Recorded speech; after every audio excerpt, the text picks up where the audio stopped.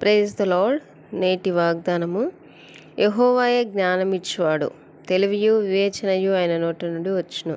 సామెతల గ్రంథము 2వ అధ్యాయం. బుద్ధి జ్ఞానములు లేని గుర్రముల వలెనైనను కంచెర గాడిదల వలెనైనను ఉండకుడి అని లేఖనం సెలవిచ్చినది. మనము జ్ఞానం కలిగి ఉండాలి. ఈ లోక జ్ఞానం కాకుండా దేవుడిచ్చు జ్ఞానంను కలిగి ఉండాలి. పైనుండి వచ్చు జ్ఞానము మొట్టమొదట పవిత్రమైనది, తర్వాత సమాధానకరమైనది, మృదువైనది, సులభముగా లోబడినది, కనికరంతోనూ మంచి ఫలములతోనూ నిండుకొన్నది, పక్షపాతమైనను వేషధారణైనను లేనిదే ఉన్నది. మీలో జ్ఞానం కొదువుగా ఉన్నడలా అతడు దేవుని అడగవలను, అప్పుడు అతనికి అది అనుగ్రహింపబడును. ఆయన ఎవరిని గద్దింపక అందరికీ ధారాళముగా దయచేవాడు. యెహోవా యందు భయభక్తులు కలిగి ఉండుటయే జ్ఞానమునకు మూలము. పరిశుద్ధ దేవుని గూర్చిన తెలివియే వివేచనకు ఆధారము. బుద్ధి జ్ఞాన సర్వ సంపదలు ఆయన యందు గుప్తములై ఉన్నవి. ఆమేన్.